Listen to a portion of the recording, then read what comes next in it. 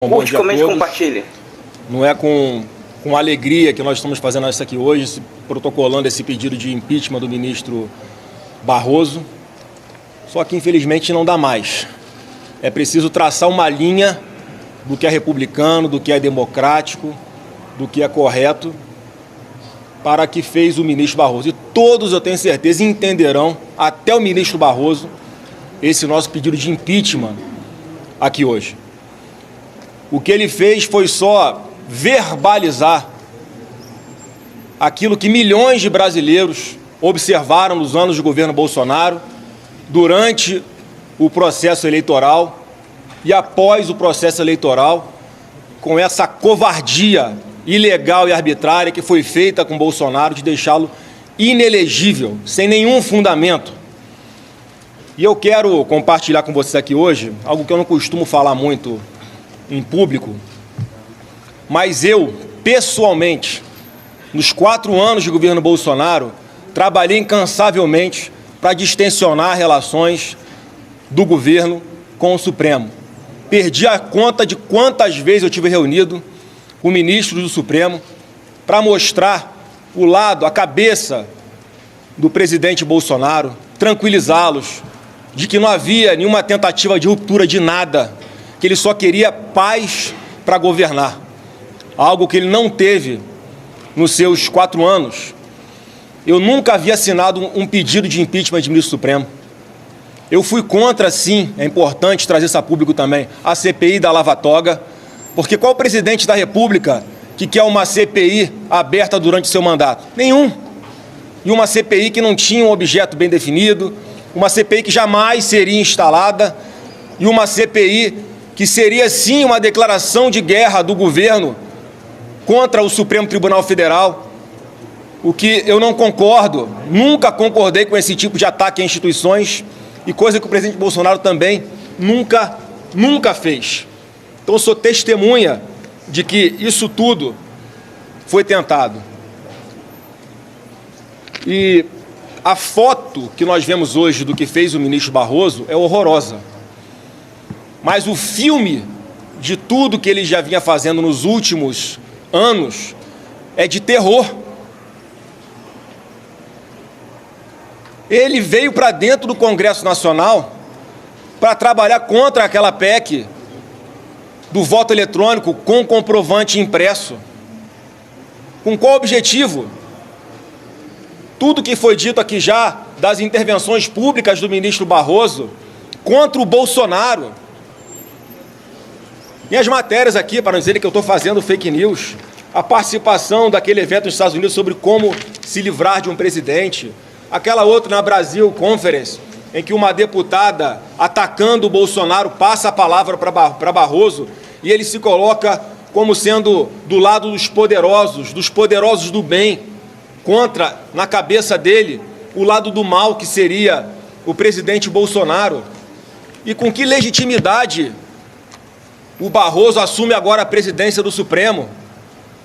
Com que moral Barroso vai assumir a presidência do Conselho Nacional de Justiça, o CNJ, para punir magistrados que, porventura, tenham feito manifestações político-partidárias, como a que ele fez? Eu faço questão de ler aqui a resolução do CNJ de 2019, para exatamente traçar ali um perímetro que pode ou não pode fazer o magistrado.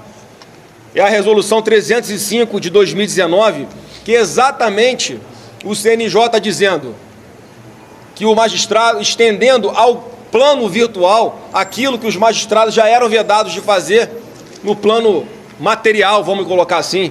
E diz lá o artigo 4º, constituem condutas vedadas aos magistrados nas redes sociais.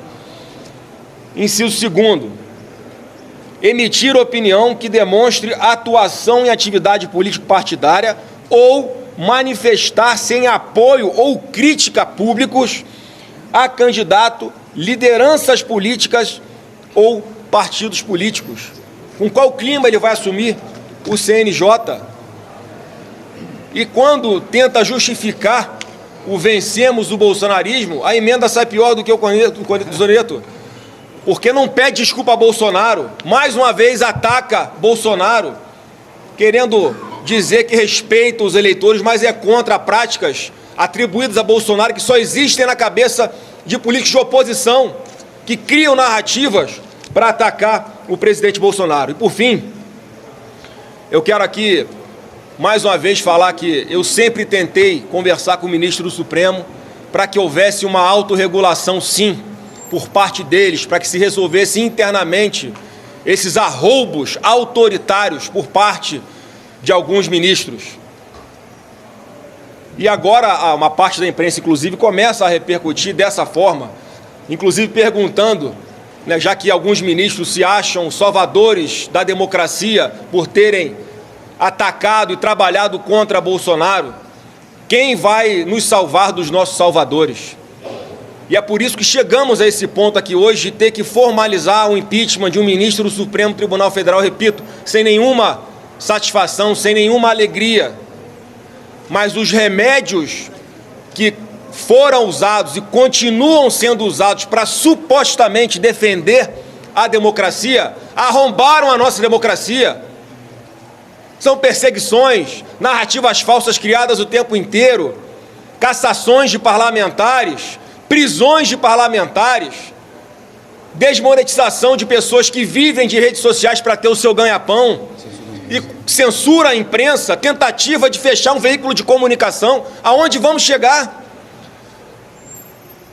Eu quero fazer aqui um chamado a todos os ministros e políticos sensatos que de verdade querem buscar uma pacificação desse país, que não vai se fazer com impeachment de ministro, vai se fazer com o encerramento desses inquéritos que são buracos negros, aberrações jurídicas, que puxam para dentro, enquanto estão abertos há anos, novos fatos, conforme a conveniência de um ministro do Supremo Tribunal Federal. A pacificação passa pelo encerramento desses inquéritos, a pacificação passa por nós aqui no Congresso, sim, para satisfazer a suspeita e a desconfiança de milhões de brasileiros, que esses remédios não foram suficientes para impedir que eles pensassem ou desconfiassem do processo eleitoral. A gente tem, sim, que discutir e botar em plenário para votação a PEC que implemente o voto digital com o comprovante impresso urgentemente, porque senão teremos sucessivas eleições em que os eleitores vão continuar desconfiando, queiramos ou não, e toda a dificuldade que foi criada para tentar impedir que esse assunto avançasse gerou ainda mais desconfiança na população, como nós cansamos de alertar. Sempre buscamos camadas de segurança e transparência para o processo eletrônico, que não é de agora, não é dessa eleição, não é de 2018. Desde 1999, até José Dirceu já dizia isso. E, no entanto, hoje nós vemos a perseguição ao Bolsonaro por ter defendido isso. Até a Flávio Dino. Vários outros que hoje estão no governo já falaram isso sem sofrer sanção nenhuma. Então, como é que hoje temos uma PGR que quer identificar os milhões de seguidores do presidente Bolsonaro em redes sociais de maneira a constranger, a mais uma vez tentar fazer uma pescaria jurídica sem fato, sem fundamento nenhum, para constranger, investigar, tentar concluir essa narrativa de que o Bolsonaro tem algo a ver com o 8 de janeiro? Para milhões de brasileiros, a responsabilidade do 8 de janeiro é de ministros que tiveram atitudes como essas, de não buscar uma transparência em todo esse processo que eu citei aqui. É legítimo pensar assim? É legítimo. Qual o crime que tem nisso? Enquanto a PGR faz isso com o presidente Bolsonaro, a gente não vê o mesmo tratamento dado, por exemplo, agora ao ministro Barroso, quando abertamente da sua boca saem essas palavras, né, de, mais uma vez, só trazendo à luz a tudo aquilo que nós já observamos nos últimos anos. Então, mais uma vez, quero lamentar, temos que chegar a esse ponto, mas é necessário, e eu espero, sinceramente, que o presidente do Congresso Nacional, o presidente do Senado, Rodrigo Pacheco, não sente em cima desse pedido de impeachment, que tem todo o fundamento. A população toda está entendendo, o Supremo está entendendo, o próprio ministro Barroso deve estar entendendo a razão de nós estarmos aqui hoje, porque ele passou de todos os limites.